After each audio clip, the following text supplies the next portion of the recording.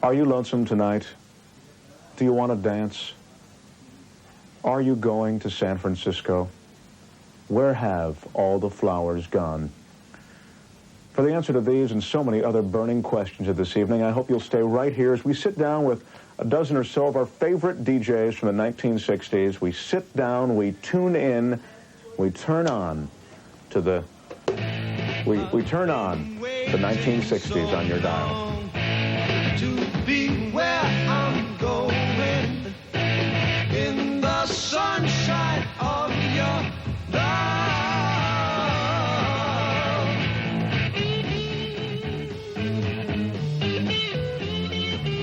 Hi, I'm Mark Thompson. I don't know where you were during the 60s. I don't know what you were doing, but wherever you were listening to the music of the era, maybe on a jukebox like this one, maybe at home, but definitely on the radio. We were all pasted to the radio. And if you were listening to the music on the radio, this was the kind of setup that music was being played on.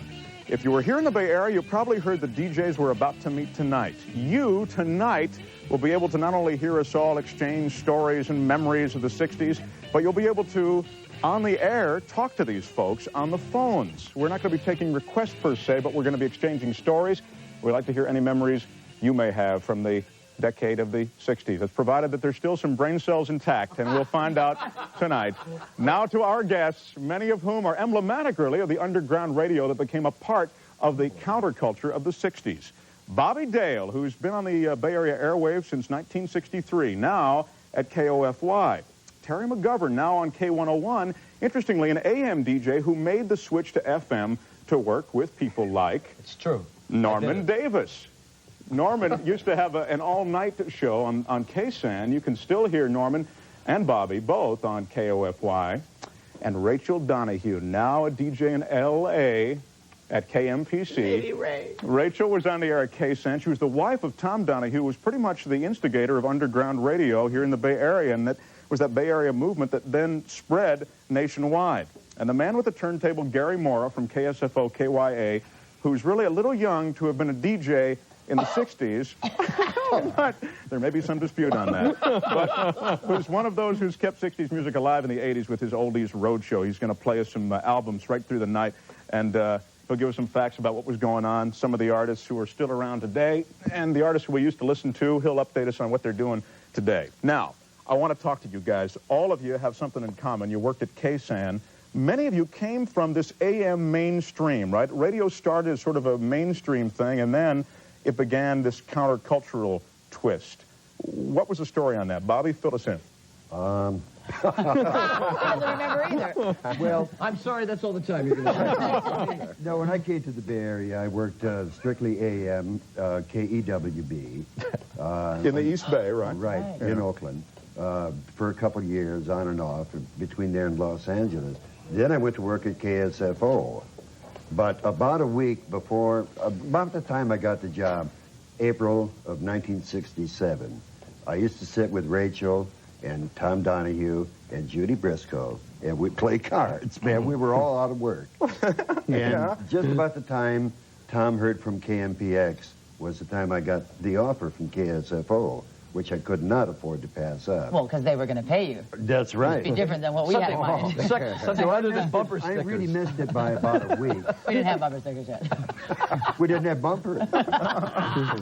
Now, KSFO at this time was a mainstream radio station. Oh, right? yes, completely. I did an all-night show. Wasn't it MOR? Didn't they call it that? Yeah, well, it was my MOR. Yeah. No, you know, I grew up with a lot of that music.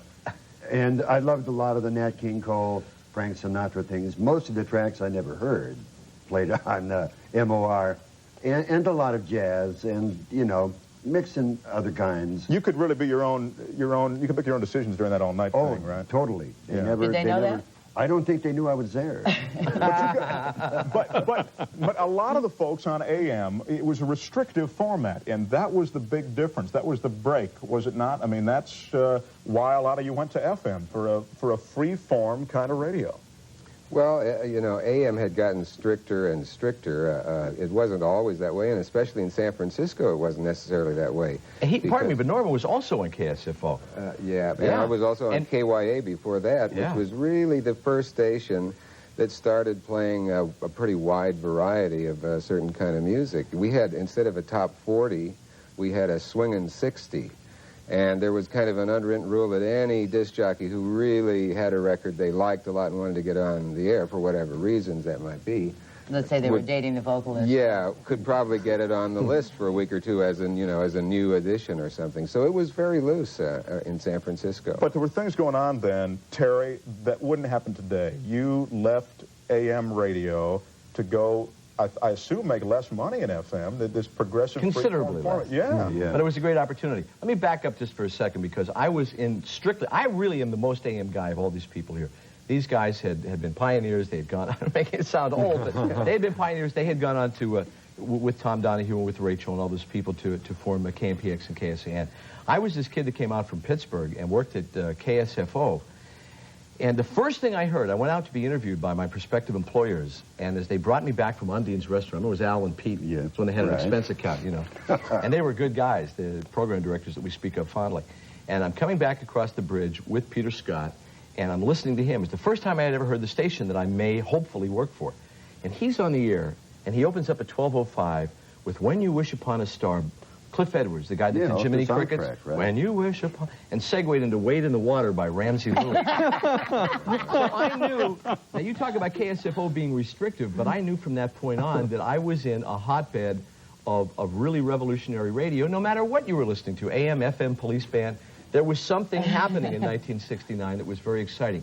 By the time Molly and I moved here that summer, the big strike happened at KMPC, or maybe... No, that wasn't... Sorry, that was the year before, right? In 67, we started in April, and the strike was the next year. So oh, I'm sorry, that fell out. Yeah. Tom Volka? No, Tom Volka.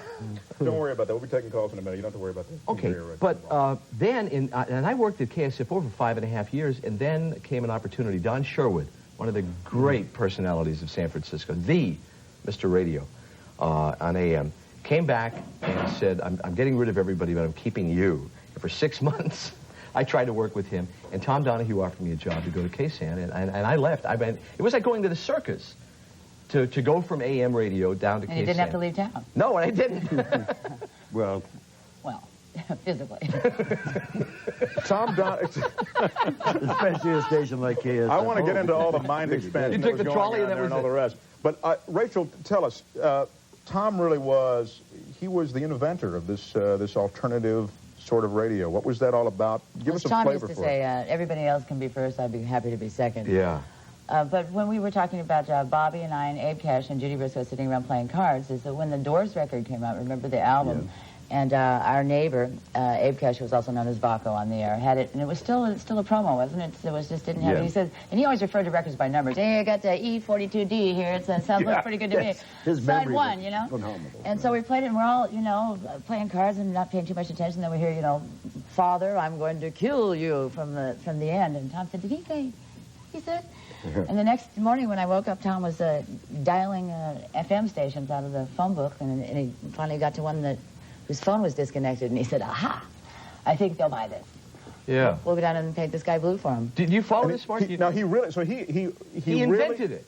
He had something that something was happening. There were a lot of things that were happening. Larry Miller was doing his little Sunshine, whatever it is, show But these import records, these records from faraway places like Boston, what we were calling the underground, from London, they were coming to Tom, and Tom found a place to play them on the air. There were records that were out and people were buying. There were Gillan albums out, there were Joan Baez albums out, there were Birds albums out, the first But there was albums. They weren't getting played on the air, though. But everybody was playing at home, and he said, look, if we're all going to sit around and play records for each other and play cards.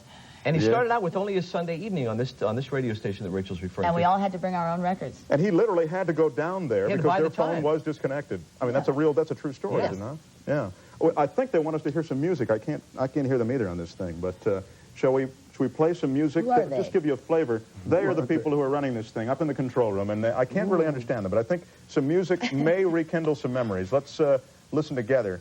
Let's listen together now. Here we go. I hope I don't have a flash. Back. Forward.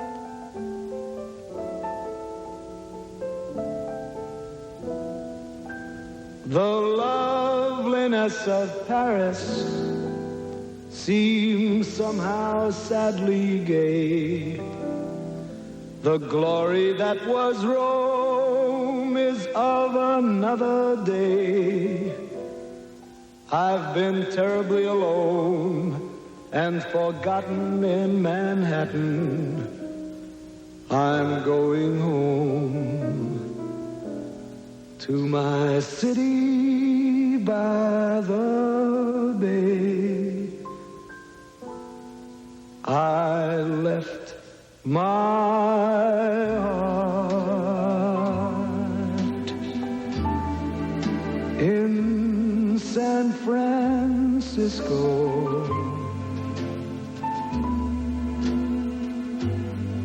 High on a hill,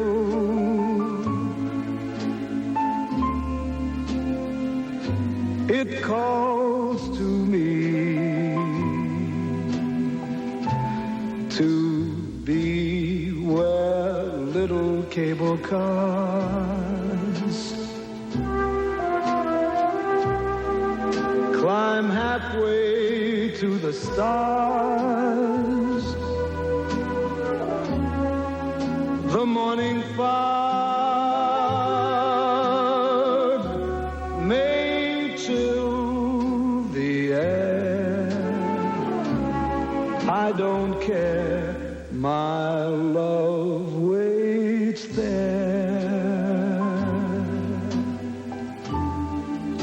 In San Francisco,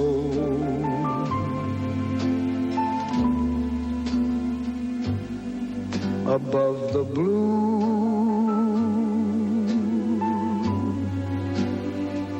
and windy sea.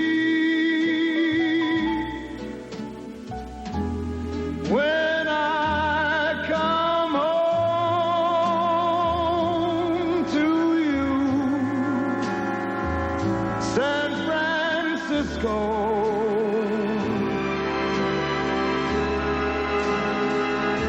your golden sun will shine for me.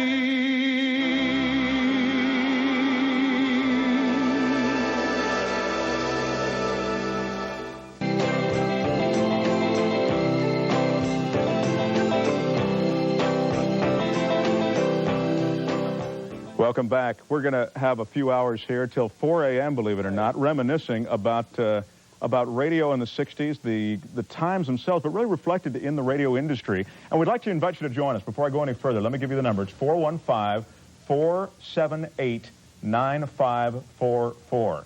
And at this hour, make certain you dial that number carefully. Otherwise, you'll awaken someone who probably would not appreciate it. 478-9544. Like a telephone. It is. Won't you please help these aging disc jockeys? We'll stay on the air until we find a cure. We're building a home in Oregon. Until we find a place to put them, please call and help. Bobby Dale, Terry McGovern, Norman Davis, Raechel Donahue here. Gary Moore, can you play us a few seconds of a cut that might stir up This is the some kind of memories? music that I'm playing in 1988. This is, well, let them listen to it. Okay. Wonder who wrote the book of love? Tell me, who wrote the book of love? I've got to know the answer. Was it someone from We played the Robert Goulet cover of that for a while. On RCA. On RCA, yeah. This is the original, the Marcells. Now, what are the Marcells doing today? It is not the Marcells. Monotone. It's the monotone. No, there's a cover. There is a version by the Marcells. No, there There is a version by the There Marcells. is. I'm sorry, bonus question. You know what else, though? Marcel You know what did else? Blue Moon, I remember I'm a little that. nervous about queuing these up Cold because picks. we don't, I don't know if you use records anymore. We use cartridge. I haven't done this since we were You're together. not getting out of it. It's That still the is monotone. actually, that's one of the original KSFO turntables. That's a wood-burning turntable. You don't find many of those anymore. Now, what are some of these artists who were so hot then and part of this whole culture of the 60s doing today? Gary? Well, a You're lot still of up to date with them it. got out of the business for 15, 20 right. years, and they're back strong. All the doo-wop groups. What I've been doing for about the last 3 years is getting together with these groups at places like the Circle Star and Concord Pavilion and Great America. And all of these guys are working and making a lot of money again, and they're thrilled to be back. They're just doing really, really well. We've got a caller on the line. I feel like Donahue. Is the caller there, please? Hello. Oh, hi. Welcome to 60s Radio Live. Well, this is Naomi Weiss, the reincarnated Lickette. Hello, Naomi. Naomi, yeah, hi. I'm doing a gig with Mike Wilhelm from the Charlatans at Hotel Utah. Where are you, honey? I'm going to be at the Hotel Utah with Mike Wilhelm from the Charlatans. Mike, great. Whoa. Well, we're coming up in November, but I was wondering what happened to Dusty Street. She's down at K-Rock in Pasadena. Well, She had a job that paid. Yeah, So she stayed in L.A. How's she doing? You're down there. Yeah, she's working on KROQ in Los Angeles, and I hear she's the queen of the dark side down she's there. still, yes, Always has of Gloom Rock. Now tell us who she is, though, for those of us who... Dusty Street, I don't know who she is to anybody else, but I tell you who she was to me. She was the person, she was like my liaison between KSAN and KSFO. KSAN was this little circus that existed, and I'm in the straight station up on Nob Hill. And Dusty and I were friends, and she was the one that really convinced Tom to hire me down at KSAN. So that's my connection. She was with us from the very beginning. And she's great. She was a blues. She did. I think her best shows was when she was doing the blues shows from 10 o'clock at night on KSAN till 2 in the morning, and playing primarily blues. Right, Bobby? With wine.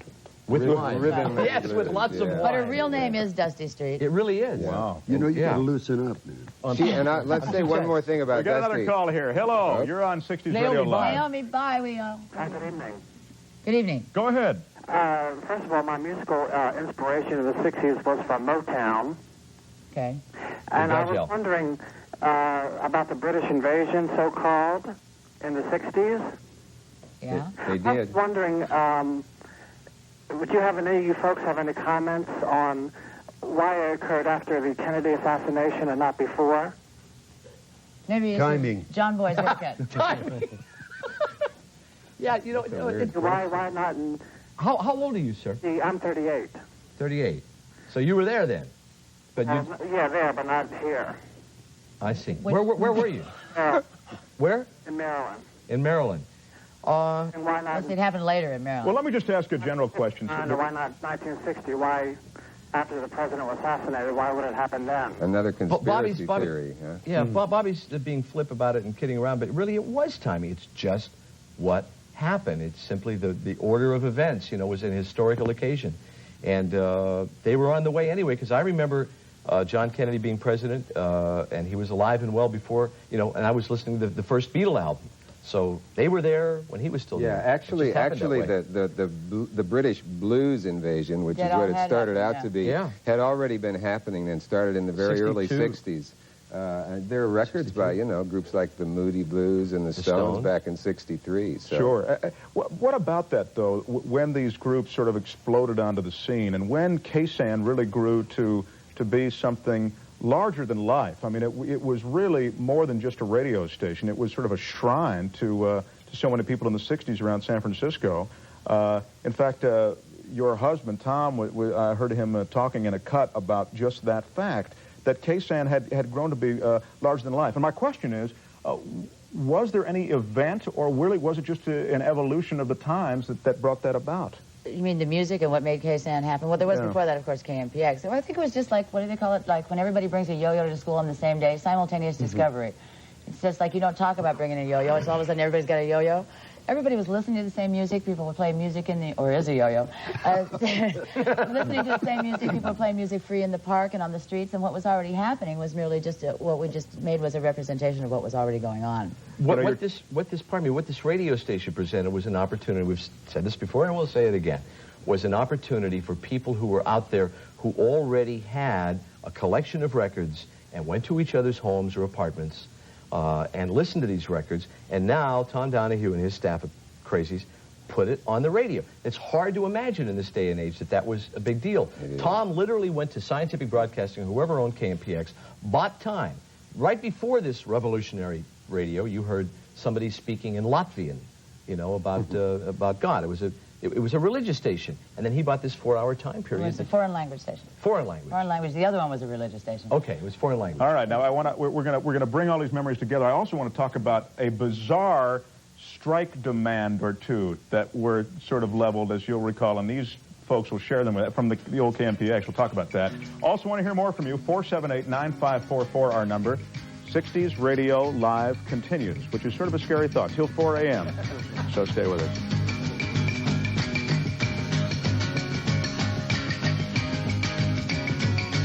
Every day I get in the queue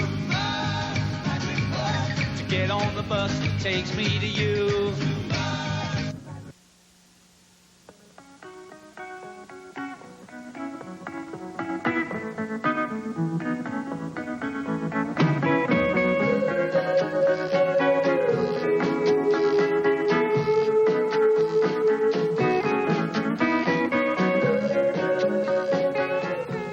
Just let it play. I'm getting into it.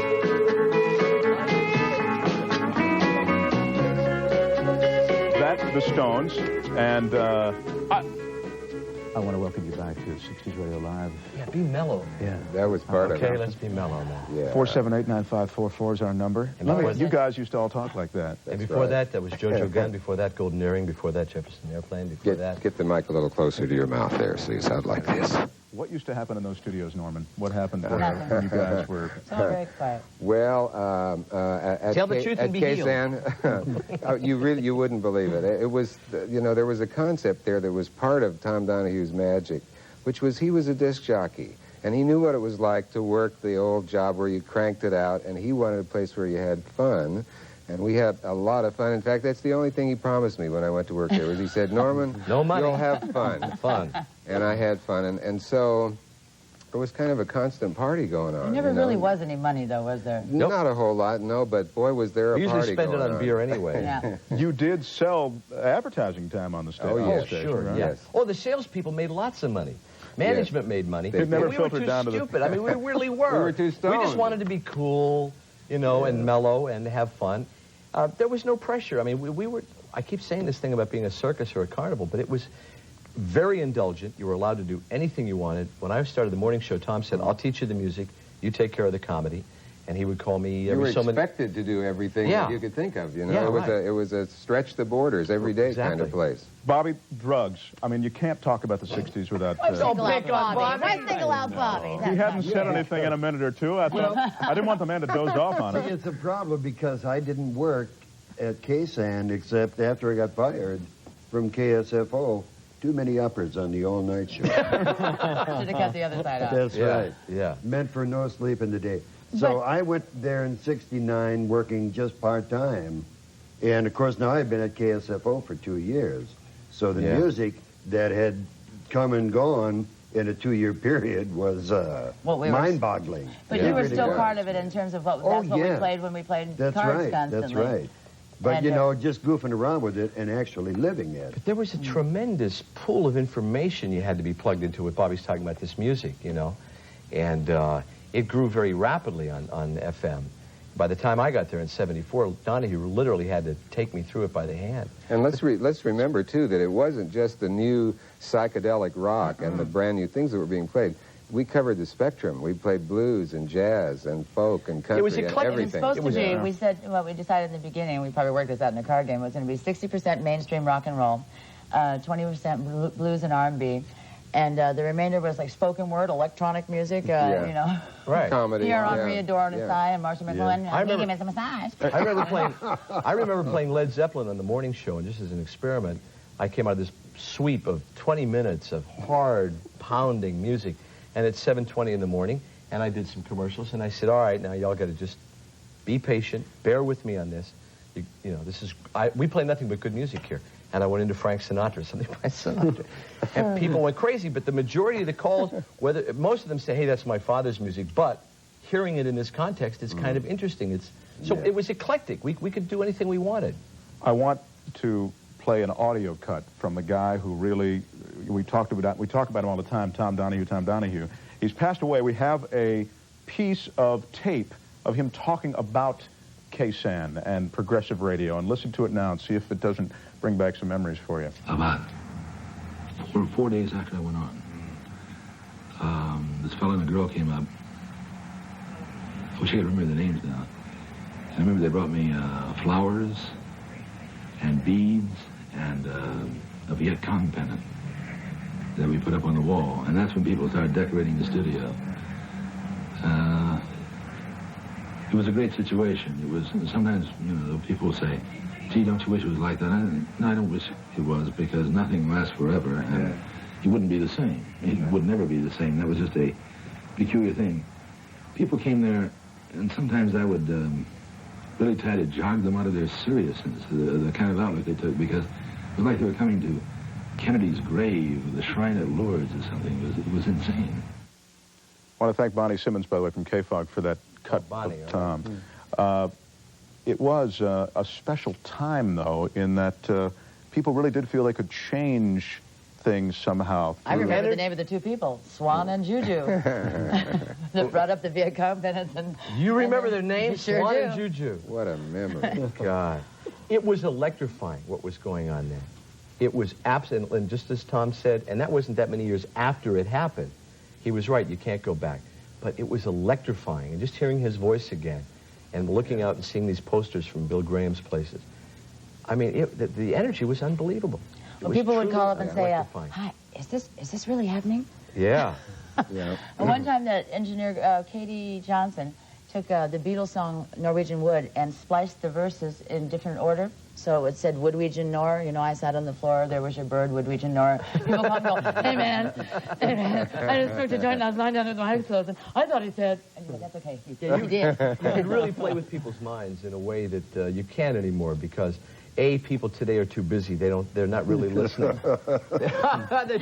they're just not plugged into what's you know. Yeah. And listen, they're plugged into other things, into their lives. They're raising children. TV. And into TV or whatever. But radio is really kind of at shoe level now. Then it was up around here somewhere. Yeah, there was a level of awareness vis-a-vis radio that's much different than it is today. And you say play with people's minds, but what that really means is stimulate people's minds, which is the rush that we got out of it, was doing stuff that we knew was driving people crazy or something else. It sounds it was corny, affecting them, you know. But when people would call you back and say, wow, I mean, that sounds kind of childish and immature, but it was great. It was great fun because you knew it was a certain you were having theater. an impact. And he was one of the great ones at this, the organic theater. I mean, this guy could do things with sound and music that was, and still does. But see, the parallel world... Excuse me, I'm sorry. They're yelling at me, which is nothing unusual, but they're yelling at me, please go to a commercial now. So so we'll be back. We'll be back, and what we have is we've got a big trailer filled with cold cuts. We'll roll these people through there. They'll be back through the night. We're here till 4 a.m. We need beer. Help us. And we've got some new panelists. Please bring us beer. Stay with us on 60s Radio Live. You walk into the room with your pencil in your hand. You see somebody naked and you say, who is that man? You try so hard, but you don't understand just what you will say when you get home. Well, shake it up, baby, now. Shake it up, baby. Twist and shout. Twist and shout. Come on, come on, come on, come on, baby, now. Come on, baby. Come on and work it on out. Work it on out. Well, work it on out. Work it on out. You know you look so good. Look so good. You know you got me going now. Got me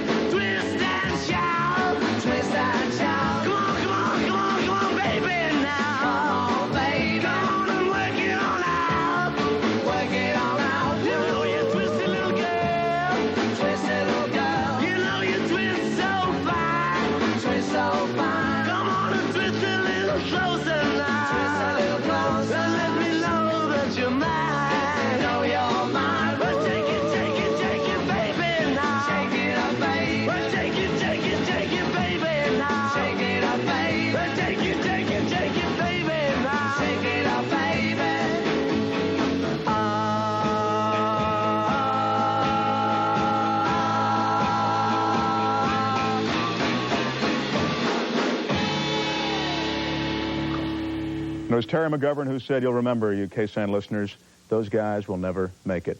And he's now off. We've been rejoined by Raechel Donahue, but they're also the man you see here, Travus T. Hipp, one of the classic newsmen of that 60s era, and Eugene Schonfeld, who was the medical doctor. You were the hip doctor in a sense. We'll get back to you in a second. And Bob McClay, who, among other things, is one of the people involved in producing the last Beatles concert, which was here in San Francisco at the Cow Palace.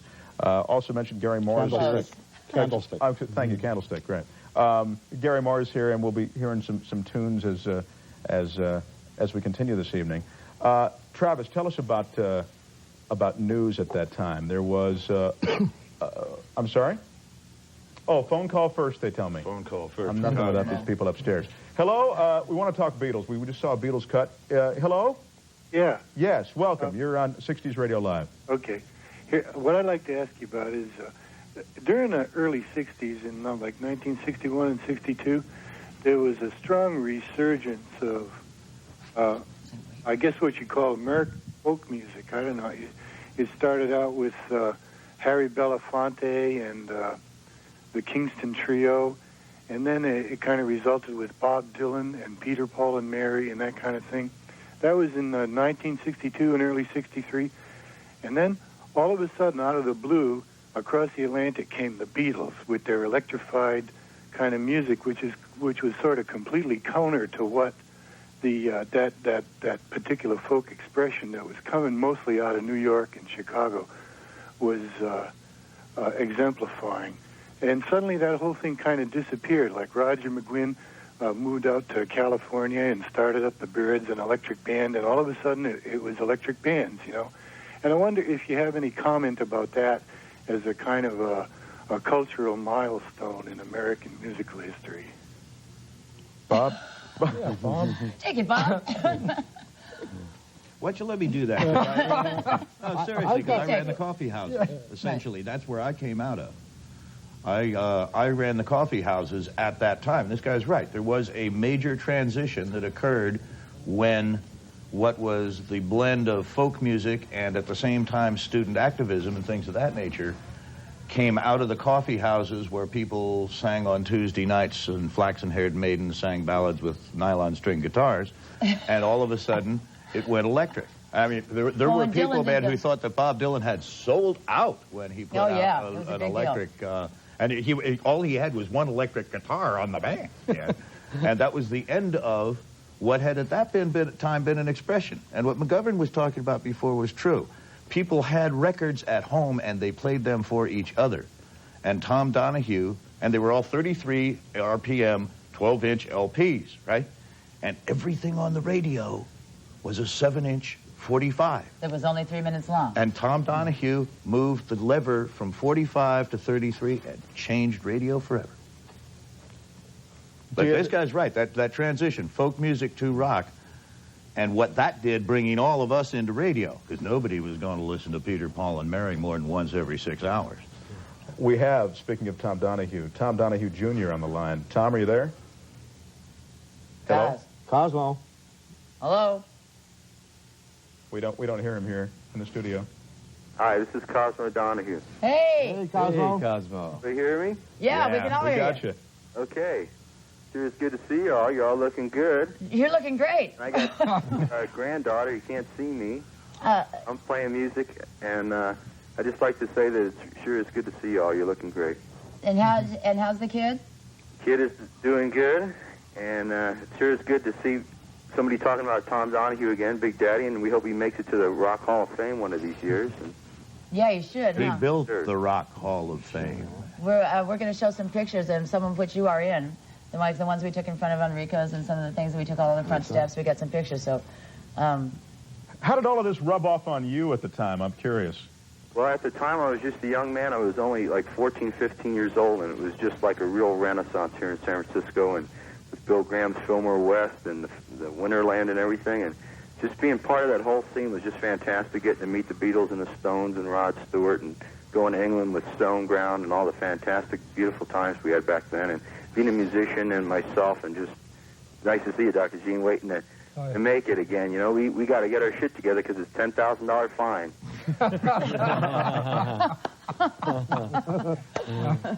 Hey, listen, thanks for calling tonight. Great to hear from you. You sound great, Cos. Hey, are you still there? Yeah. Call me in L.A. It's KMPC FM, because I was trying to get your number. Okay, hon. Okay? Take it easy. Bye. Good night. Oh, I'm glad to hear from you. Yeah, that's really something. Quite a tribute to you guys. Apparently, I think you meant a lot. Let's hear one we more. all raised him. Yeah, I guess. He was a radio brat. We all raised him. Yeah, he around was the always in the station. studio. Man, you're saying, okay, you know, do I have to take out the trash or the kid? I tried to do Tom's show. I remember one Saturday night that Tom sometimes had people sub his show on Saturday nights. As often as possible. As often as possible. And you guys were sitting home listening, and Cosmo came to the studio and turned that show into a total shambles. I remember you called me in the middle of it and said, X-ray radio, eh? You can hear everything that's going on. Another caller who remembers the time is there. Welcome to 60's Radio Live. Hello. Yes, Mark Thompson. Hello. Yes. I'm talking as someone who is 9 years old in 1968. I have a good memory. And anyway, what I was calling to tell the radio people about was during 68, Tet and the assassinations and everything, I wonder if the radio people understood how big an anchor they were to us. Oh, what a nice thing to say. Well, you know, yeah, to some degree. I remember one time that some guy had gotten arrested, and he got one phone call, and he called the station because he said it's the only friend I have, and we actually bailed him out. Is that right? That's right. I mean, it was. I think it was aware that we had a lot of not only political but personal contact with the people. You were 9, and we were giving you an anchor. It was a real freak-out period. Huh? For a kid, it was real frightening. Oh yeah, I guess so. Oh, you mean as a child being an anchor for you? Sure. So you had some place to listen where you could get a reality as opposed to the scary stuff you were seeing? Yeah. And it wasn't, you know, you think about it, though, when including all the stuff of the Vietnam War. Sure. When you talk about an anchor for folks, I mean, the fact is the time was so tumultuous to begin with, and it wasn't your traditional anchor in the sense that the feeling was not, hey, everything's going to be okay, we'll get through this. There was a real move for change amongst all of you, right? Well, I think also that we told the truth in the sense if you wanted to know something about what was really happening, if it be about whether or not your drugs are being poisoned or whether or not there really is going to be a march or a rally here, you can pretty much get the straight skinny from, as they just called it, the station. We hardly ever said the callers. They say, just call the station. Well, we were the station. And it was like a friend. Yeah, and there was a real sense of community. It was real. And people felt it. You personified that, and I want to get back to you when we come back to you. We've got to take a break. I want to talk about a little bit of your interaction with the community, because you were the doctor who was bringing some information, very important information to the community. We've got to take a break. 478-9544. Love to hear from you tonight. These folks are going to be here for into the wee hours. We'll all be here till about 4 a.m. tonight, looking back at the 60s, and we hope you'll stay with us.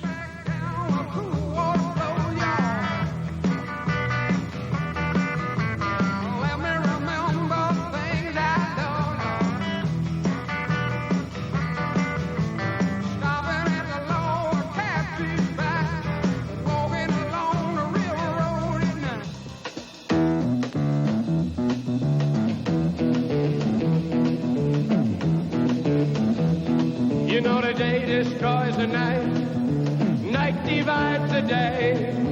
Try to run, try to hide. There's Dr. Hipp today. Gene Schonfeld hasn't changed a bit. Boy, Jim Morrison could have used a couple of conversations with you, boy. Well, we had a couple, but... You really did have ongoing dialogue, though, with the community, and Dr. Hippocrates, I guess, was sort of the packaging of it. What were the kind of questions you were getting at that time? There were a lot of drug-related questions, frankly, weren't there? Well, most of them were about drugs and sex. I think on the radio they were mostly about drugs. And sex. And sex. And some very strange questions. It came from the newspaper column, and then I was put on the air on KSAN, and I used to do an hour-and-a-half live show where people would call up, and usually there would be a 7-second delay. but not always. Not always. That's Not true. always. So you were the first one really educating the public about, was it safe sex at that point, or I don't know what not really, was it? I mean, safe sex was really not even... If you're doing it inside. If the police didn't arrive, it was considered safe sex, right? Yeah, you know, if you didn't traumatize someone. We use this as a Christmas card. On the left, holding a bottle about to swing at my head, is Rona Elliott, who now does the music reviews on the Today Show. That's right. And this picture was taken in, I think it was 1971. I know because you can see my son there. Inside, you see the pregnant woman there. Oh. And that's my son's mother. And this was our Christmas card. You know, as long as that there's sort of an unorthodox picture there. Bob McClay, tell us the story, speaking of unorthodox, about Margot St. James. Well, tell everybody who Margot St. James was. Margot St. James was the founding member, writer and founding member or founder of Coyote, the Call Off Your Old Tired Ethics group organization of prostitutes, Hookers, union of hookers, founded in San Francisco. And you want the story about what happened? Well, yeah, you know, try to be tactful about it, but this is a story that I think in part reflects... Well, Mr. Schonfeld Dr. Schonfeld was there, but what happened, Bonnie Simmons... So keep him honest on this, Bonnie Doctor. Simmons, who's currently employed in San Francisco on the radio, so I'll try and keep her involvement to a minimum.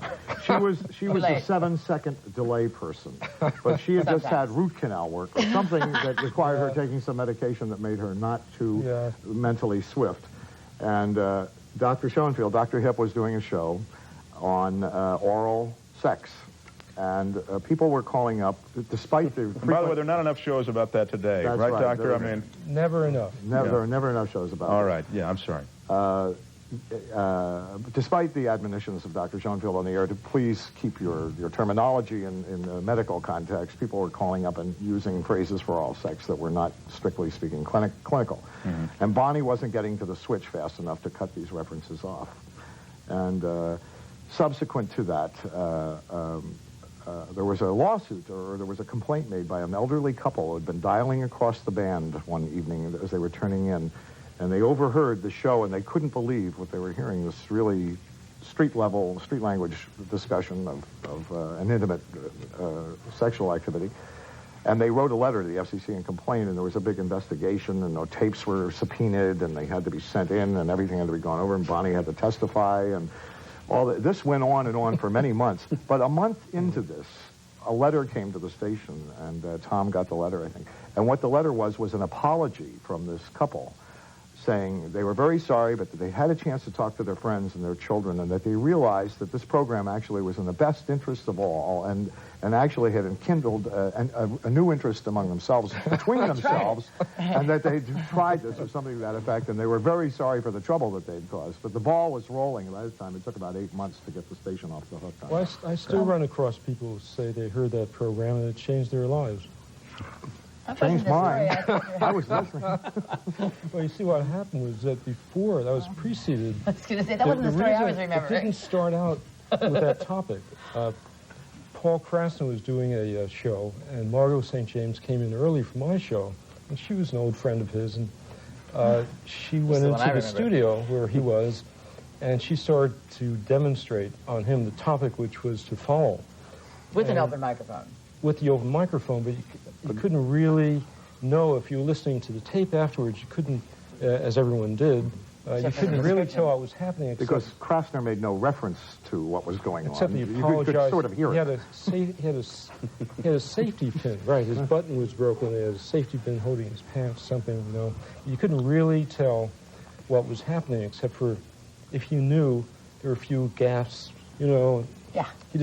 He interrupted his... yeah, you've got to realize that Krasner was, and always has been as a journalist, a stream-of-conscious ad-lib artist, and that was what he did when he wasn't writing and starving. He would stand up in front of audience and do this thing. And he was live, open microphone, no spots, because nobody sold the show. And she came in and started working on him, and it all went out over the air. And it was a remarkably... You got... See, Margot St. James was originally the realist nun. She was a character in New York. She was a hooker in New York who used to stage these street theater events with Paul in which they would kiss passionately in Grand Central Station at commute time and things with her dressed in a habit. So there's a whole lot of background to the sexual relationship of the media and that scene. That's they did that at San Francisco Aren't you Airport. sorry you asked? I'm glad I asked that. And I want to apologize now if there are any FCC stormtroopers watching for that last story. Please don't come in and stop this. It only takes 8 months to clear it up, Mark. Not to worry. I'm looking forward to getting those subpoenas on Monday. Actually, none of that really counts. You understand? The FCC never does anything. Let's not This is tonight, the corporation. This is the corporate lawyers who are paid large amounts of money to worry about things like this. But the FCC, in taking any action, would take 3 years to do it. You would be working on another station. The network would have been sold to a conglomerate. I mean, the FCC, when you get a complaint like we were talking about before, you know what they do? They send you a letter informing you that there's a complaint and asking you to send them a copy of anything that you send to the people who complain. And if you never send anything, you never send a copy. Here, here. Spoken by someone who's had to handle some FCC complaints, travesty. All right, we're going to take a break, and we'll return in just a moment. We have sort of a montage, I understand, going into the break from the Stones, so let's hear it now. We'll return on 60s Radio Live in just a moment. Stay with us.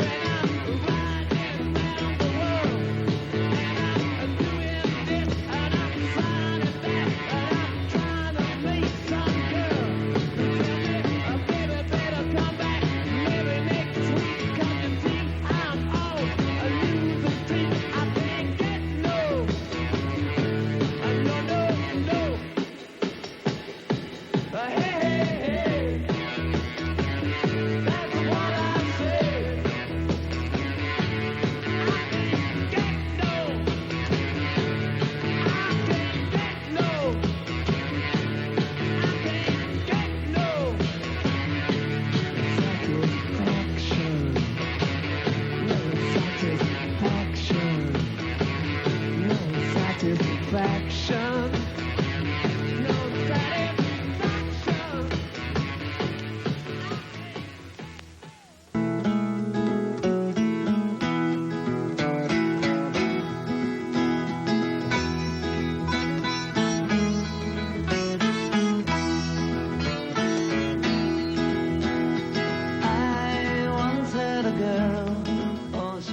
Welcome back to 60s Radio Live. We're all just reminiscing. I mean, pardon the free-form nature of the show, but we're on till 4 a.m. We're just going to tell stories, have fun, hope that you'll join us in all of this. And we're going to throw records on once in a while, and some of the tunes will maybe bring back some memories. Gary Moore is here. Gary is really not of the era, but you keep it alive today in the 80s, playing a lot of this music. Strange happened around 1981. I was at the old KSFO, worked for Gene Autry and Terry, seeing Terry again, and a few of the guys here, Bobby Dale. All of us worked together back in the 70s, and I kind of miss the 60s as far as being on air.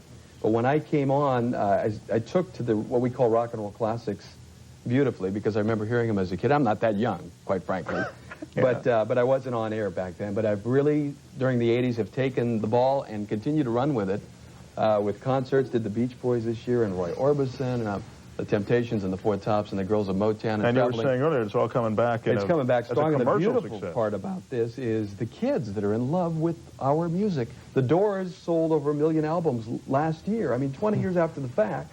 So it's really quite exciting. It's a real statement for today's music, isn't it? It sure is.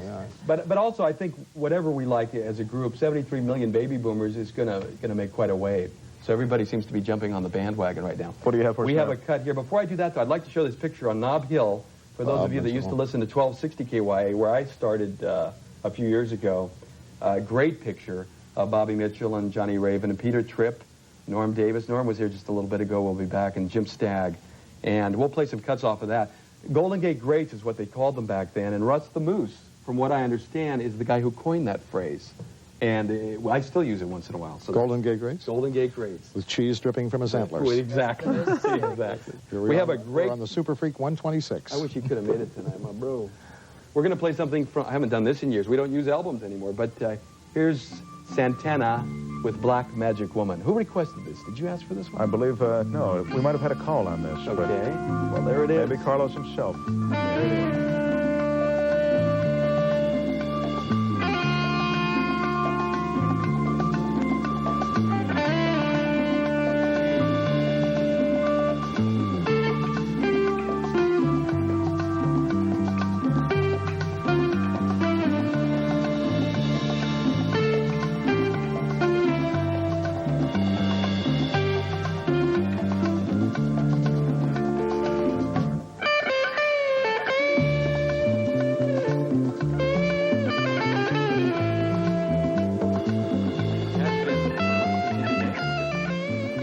Loves him all over the world. He just finished building a house here in the Bay Area. He's hot. I mean, Carlos Santana continues very, very hot. We've got a call from somebody you may remember. In fact, I am going to have Travus T. Hipp intro Barry Melton. Tell me about Barry Melton. Oh, Barry Melton was, when we were talking earlier about the transition from folk to the electric bands and things, Barry was one of the people who was right in the front edge of that, with the first jug band breakouts from the folk music tradition in Berkeley at the time. And he was working the other coffee house in town. So I had blues and all sorts of nasty political songs, and they were up the street with strange political songs and a jug band, man. We thought that was the end of the world. Barry Melton, who used to work as Blind Ebbets Field, the East River Delta blues singer. Right? Did you hear that, Barry? Yeah, sure did. Hiya, folks. Hi, Barry. Hi, Barry. Hi, Counselor. Hey, how's it going, Trav? Hanging in, man, getting regular work in radio. What else is there? Are you telling those folks about the cabal in Berkeley? Is that what you're doing? That was, man, when I sold that club, you had to go to the Vice Squad in Berkeley to get a permit to have entertainment. And they were told that the club's name had become synonymous with subversive activities and drug-related suspects, and nothing under that name would ever be allowed to do business in Berkeley again. Well, I'll tell you, Travis, They were right there. I remember one time Country Joe and I were on stage at the Cabal, and about 20 Navy guys had walked in the club by accident. They were walking down San Pablo Avenue. Looking for hookers. And we sang the Vietnam rag, 1, 2, 3, what are we fighting for? And this was, of course, before the tide had turned, with the war in Vietnam. And these guys got outraged, and they chased us down San Pablo. We ran like the wind. But, I apologize, man. Later on, we worked out a system where the management stood between the band and any critic. Yeah, God, I have so many good memories, though, hearing Jesse Fuller and Lightning Hopkins there. It was a period when a lot of people in our generation discovered a bunch of music that people had made that had never been famous, like Glenn Miller and the Andrews Sisters, people like Lightning Hopkins and the blues artists, and then there was the political overtone to it when you started listening to Pete Seeger and Woody Guthrie and all of those elements that had been essentially banned from every element of successful popular music and things, and particularly it was radio. Yeah? Bob Dylan never got played on the radio at all until Tom Donahue put him on. And that's the truth. I also remember talking about radio. We're pioneers. I remember doing the first stereo broadcast out of the Carousel Ballroom. Oh, right, with Steve Elvin's murals on the walls. Yeah. Hey, I got Peter Alvin here from Big Brother and the Holding Company. I'm going to put him on. What is this, Dinosaur Night in Berkeley? No, it's Dinosaur Night in Portland. We're all up here playing in Portland. Now, Barry, before you put him on, tell us, you do have, the Dinosaurs are a band of, composed of a lot of guys who we've been talking about all night, and you guys are touring, right? That's true. I'm in it, and John Cipollina from Quicksilver Messenger Service, Merle Saunders is sitting here on the couch right next to me. Spencer Dryden from the old Jefferson Airplane, and Peter Alvin from Big Brother and the Holding Company. And with that, here's Peter. Goodness. Hello there. Good Hi, evening. Peter. Good morning. Yeah, they're in Portland, I guess, tonight. Did you guys actually play a gig, as they say, tonight? Yes, we actually played a gig. Now, how are you being received? I mean, you guys are being very well received, are you not? Oh, yes, yeah. And it's surprising, too. I have all these young folks come out to hear a bunch of relics and rock here. Is it primarily young folks, by the way, Peter? Yes, well, I mean, Maybe they just look consider young. people 35 years old to be young folks. That is, they're not your contemporaries, and they really were primarily your contemporaries during that era. They were still 17 years younger than it is now.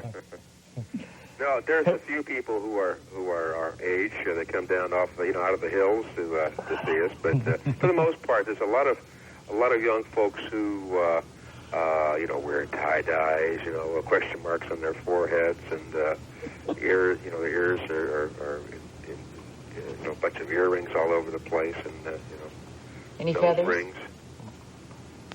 And sandals, I mean, hey, just like Haight-Ashbury 1967. I can't believe it.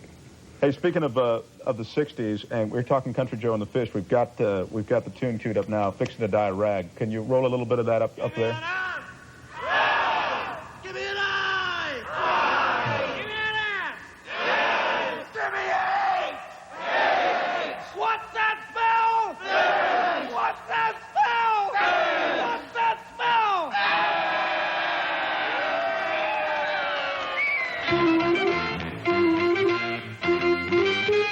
Yeah, come on, all of you big strong men. Uncle Sam needs your help again. He's got himself in a terrible jam. Way down yonder in Vietnam. So put down your books and pick up a gun. We're gonna have a whole lot of fun. And it's 1, 2, 3. What are we fighting for? Don't ask me, I don't give a damn. Next stop is Vietnam. And it's 5, 6, 7. Open up the pearly gate. Ain't no time to wonder why we're all gonna die. Well, come on, General, let's move fast. The old big chance has come at last. Gotta go out, get those reds. The only good commie is the one that's dead. And you know that peace can only be won when we're going to all the kingdom come. And it's 1, 2, 3. What are we fighting for? Don't ask me, I don't give a damn. Next stop is Vietnam. And it's 5. More than just a tune, it was really something else, a message in that song. We're going to take a break. We'll be right back to 60s Radio Live with all of our friends who have rejoined us. We'll be here till 4 a.m. We'd love to hear from you as well. That's right. Raechel may not be here till 4, but I'll be here. So we'll be right back.